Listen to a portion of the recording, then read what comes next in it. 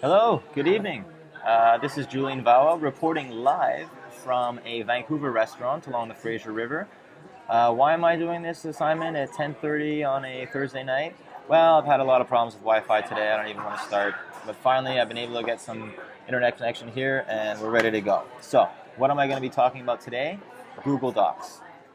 Yes, we've heard them before. However, my justification in talking about Google Docs is because my former school board in Montreal is making the shift to Google Drive. And I would like to create this video to share with my former colleagues and maybe it'd be useful for them, figure out a few more tools that they could use with Google Docs that I hope would help them with their teaching. So let's get going. First thing you need a Gmail account. So I'm going to open up Chrome here. Yeah, right there. And we're going to go to my Gmail account. As you can see, I have a lot of unread spam here.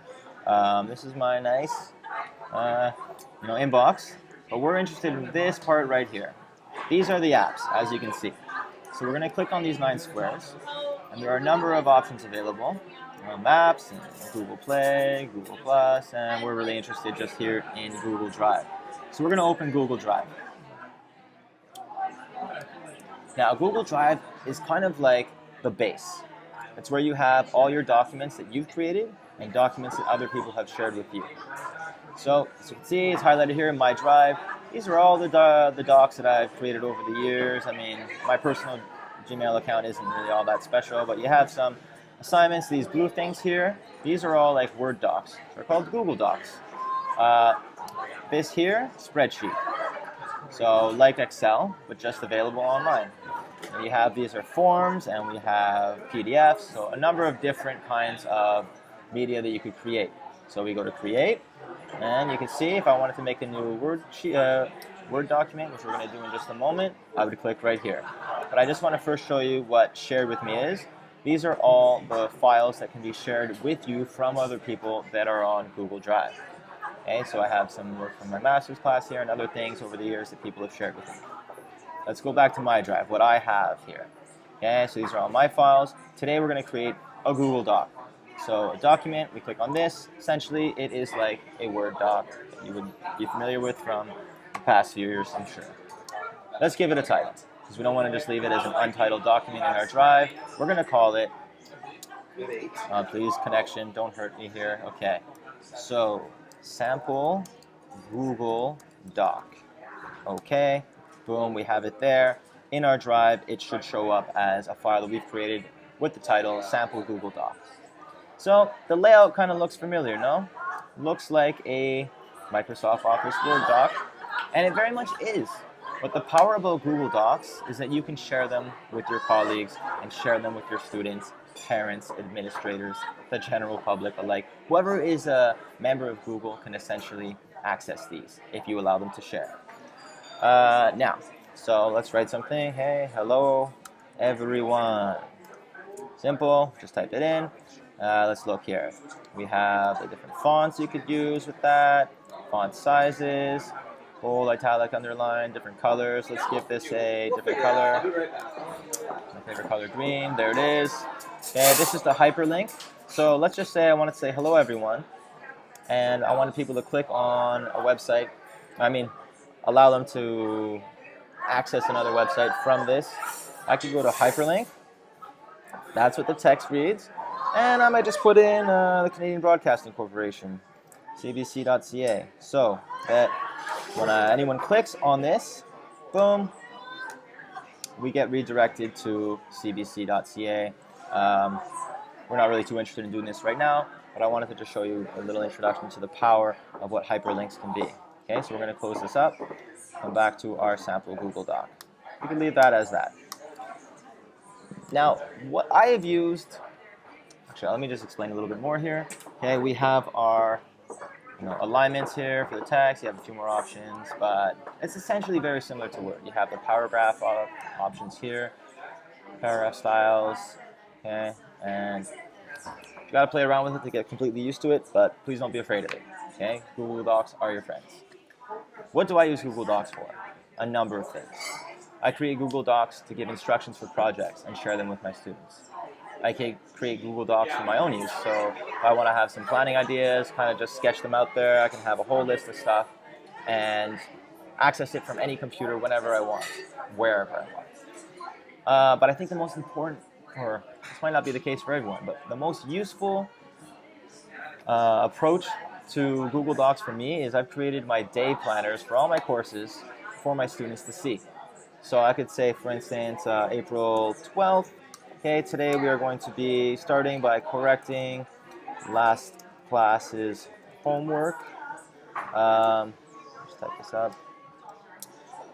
We're going to read a short text, discuss the text, and then write a 100-word reflection. Boom. So this could be shown 2 weeks in advance. Students have an idea, oh, okay, that's what we're doing April 12th. Or, they forget the night of, what did we do today? Oh, yeah, that's what we did. Okay, what's the homework? Write a 100-word reflection. Boom, it's all there. They can access it whenever and from wherever they want. So it's definitely useful for that. That's what I use it the most for. And even if you need to make changes along the way, this isn't written in stone. Okay? It's a playful doc. You can edit it whenever you want. And you can share it with whoever you want. And that's what I'd like to show you next. Top right over here. Right now, this document is only accessible to me. I am the only one who can lay his or her eyes on this. I'm the only one who can edit this. Don't be afraid, oh, it's on the internet, everybody can see. Not in this case. That's up to you. You click on share, and we have options here. So it says here, who has access? Private, only me can access. Me. I can invite people if I wanted to. Let's say I wanted to invite my friend Lisa. Boom, I can throw her in there. Want to invite my sister-in-law. Haha, there she is. I want to invite my buddy Steve. Boom.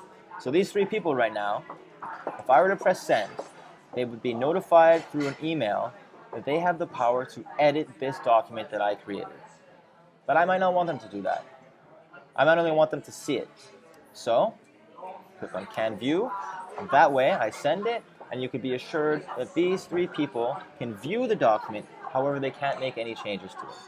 If I want them to make changes on it, let's say we're working as a team on something, and we're all putting together some research, and we're all putting some ideas on the table, and we're doing this remotely, or even right in front of each other, but on our computers, we'll edit, share it, send it to people, and then everybody can edit this doc. It's a big collaborative doc in that sense. We're going to close this now. Done here. So right now, it's still private, just for me. Let's double check. Okay, only I can access this. Only I can see this right now. So I hope that explained a little bit of the sharing responsibilities or opportunities. Now, let's just throw in a random picture here. Instead of going to insert picture and all this, we just click, drag any picture we want, put it wherever we want in our text, in our document here.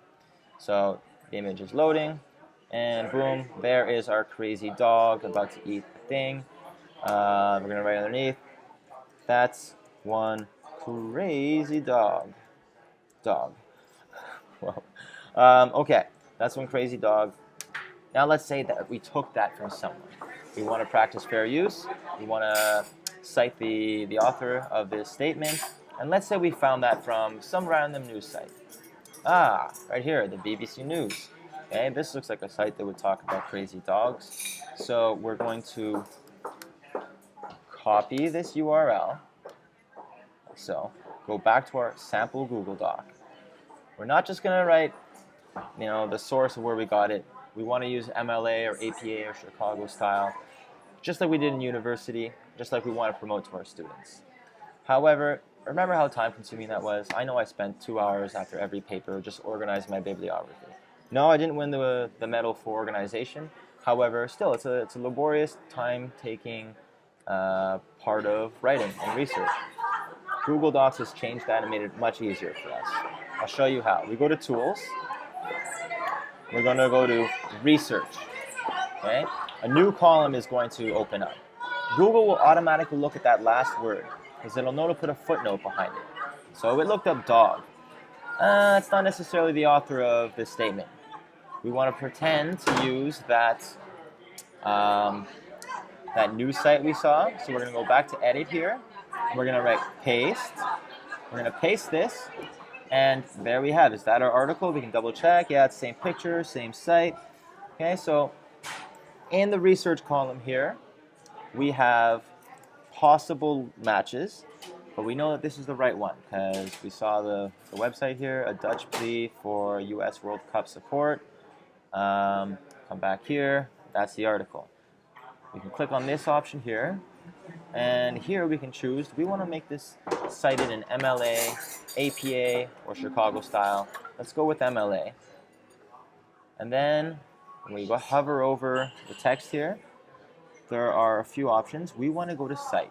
What is that gonna do? It's going to put a footnote here, and at the bottom of our page, just like as if we did the hard work behind it, the proper MLA citation of this statement is going to be completed. So let's try that out. Cite, boom, we get that number 1. Guess what?